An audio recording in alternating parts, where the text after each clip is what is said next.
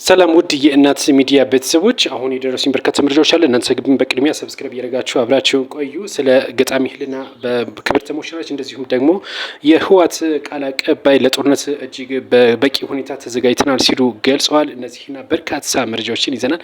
እናንተ ግን በቅድሚያ ሰብስክራይብ እያደረጋችሁ አብራችሁን ቆዩ። በርካታ መረጃዎች ይዘናል። በነገራችን ላይ እስከ መጨረሻው እንድትከታተሉን በአክብሮት እንጠይቃችኋለን። መልካም ቆይታ። ህወሓት ወታደራዊ ዝግጅቱን ማጠናቀቁን እና እንደዚሁም ትዕግስቱ ማለቁን ይፋ አድርጓል። ህወሓት ቃል አቀባይ አቶ ገብረ ጻዲቅ እንደገለጹት ከሆነ ለማንኛውም ወታደራዊ ግዳጅ ዝግጁ መሆናቸውን ይፋ አድርገዋል። ከወይን ሚዲያ ጋር በነበራቸው ቃለ መጠይቅ እንደዚሁ መግለጫም ነው የሰጡት በዛ በወቅቱ ማለት ነው። ህወሓት ትዕግስቱ ገደብ አለው ብለዋል። ወታደራዊ ኃይሉ በተጠንቀቅ ላይ ይገኛል ሲሉ ነው የገለጹት። አቶ ገብረ በመግለጫቸውም ትግራይ በፌዴራል መንግስቱ ያላትን ሚና በተመለከተ ቅሬታን እንዳላቸው ገልጸዋል። በትግራይና በፌዴራል መንግስቱ መካከል ያለውን ውጥረት እንግዲህ ጨምሯል ሲሉ ነው የገለጹት። ከኢትዮጵያ ለመገንጠል የቀረ መሬት ማስመለስ ብቻ ነው ማለታቸው ብዙዎችንም እንግዲህ የሚያነጋግር ነገር ነው የሰጡት መግለጫ ማለት ነው። ከኢትዮጵያ ጋር የሚያገናኘን የፕሪቶሪያ ስምምነት ብቻ ነው። ይህ የማይሳካ ከሆነ ወደ ጦርነት እንገባለን ብለዋል።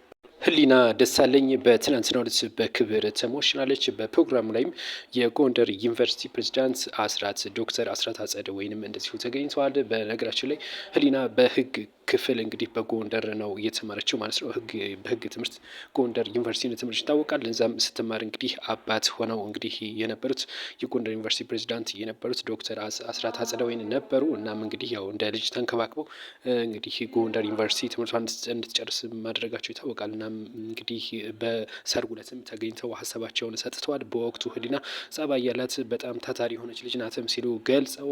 እንደዚሁም እንግዲህ በሰርጉ ዕለትም ተገኝተዋል። ሰርጓን በቤተክርስቲያን በተክሊል ፕሮግራም ነበር። እጅግ ደስ የማሲ ነበር። እንኳን ደስ አለሽ በሏት።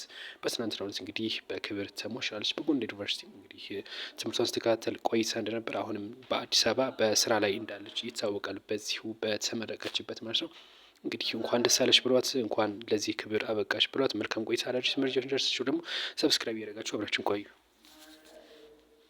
የቀድሞ የማንቸስተር ሲቲና እንደዚሁም ደግሞ የአርሰናል እውቁ ተጫዋች ባካር ሳኛ ወደ አዲስ አበባ ቀንሷል። አዲስ አበባ ሲገባ እንግዲህ አቀባበል አድርገውለታል። በርካታ ቲክቶከሮችና ብሩክን ጨምሮ በርካቶችም አቀባበል አድርገውለታል። ባካር ሳኛ እንግዲህ በአርሰናል እውቅ ተጫዋች ነው ይታወቃል። እንግዲህ ዝናንም ያገኘው በአርሰናል ቤት ነው። በማንቸስተር ሲቲም ተጫውቷል። የፈረንሳይ ዜግነት ያለው ይህ ተጫዋች በዱባይ ነው ነዋሪነቱን አሁን የሚኖረው ማለት ነው። እና በዱባይ በሚኖሩበት ሰዓት በርካታ ኢትዮጵያውያኖችን አውቃለሁ፣ ኢትዮጵያውያኖችም ስለማውቅ ወዳቸዋለሁ ሲል ነው እንግዲህ የገለጸው። ከዚህ ጋር ተያይዞ ነው እንግዲህ ኢትዮጵያ ፍቅር አድሮበትም ወደ አዲስ አበባ የመጣ ማለት ነው። አዲስ አበባ እንግዲህ ለበርካታ ቀናት እንደሚቆይም ይጠበቃል ነው የተባለው። እንግዲህ በቦሌ ኤርፖርት ሲደርስም እንግዲህ አበባ ይዘው አቀባበል አድርገውለታል። በርካታ ታዋቂ ቲክቶከሮችም ጭምር በመገኘት ነው አቀባበል ያደረጉለት።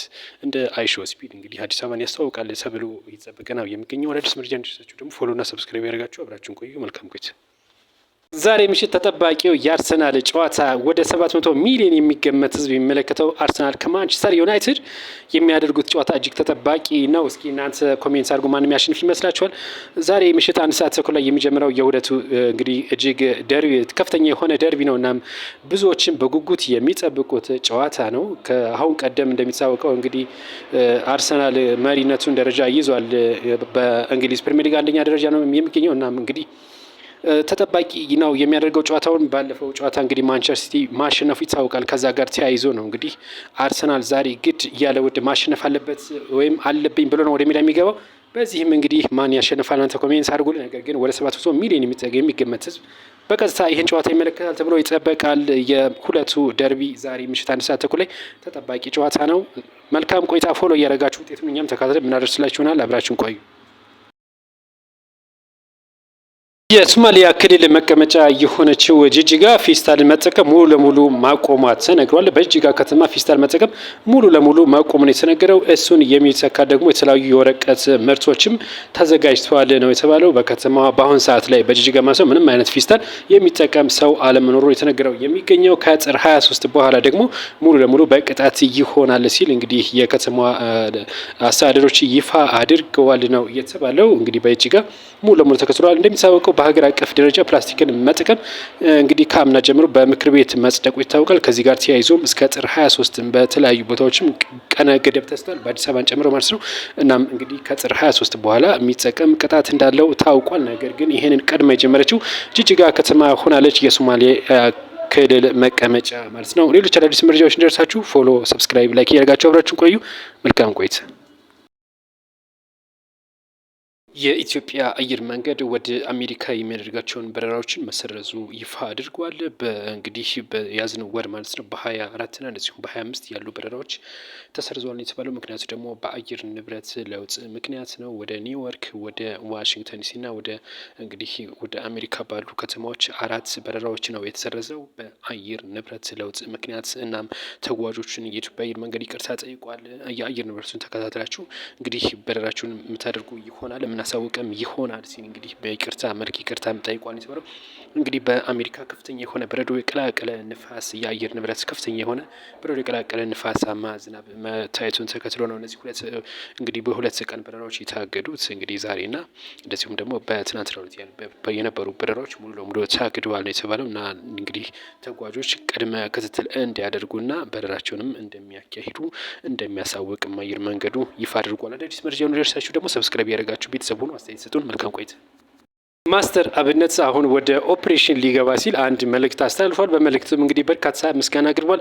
በተለይ ለአዳነች አቤቤ እንደዚሁም ደግሞ ለሌሎቹም ምስጋናውን አቅርቧል። ወደ ኦፕሬሽን ሊሰራልኝ ነው ሲልም እንግዲህ በቪዲዮ ብቅ ብሎ መልእክት አስተላልፏል። በዚህም እንግዲህ ከዚህ ከኦፕሬሽን ሲወጣ ደግሞ ለሁሉም የኢትዮጵያ ሕዝብ ምስጋናዬን አቀርባለሁ፣ በጣም አመሰግናለሁ ሲል ለኢትዮጵያ ሕዝብና እንደዚሁም ደግሞ ለአዲስ አበባ ከተማ ከንቲባ ለአዳነች አቤቤም እንደዚሁ ምስጋና አቅርቧል። እንግዲህ ኦፕሬሽን ሊሰራለት አሁን ወደ ኦፕሬሽን ሊገባ እንደሆነም ይፋ አድርጓል።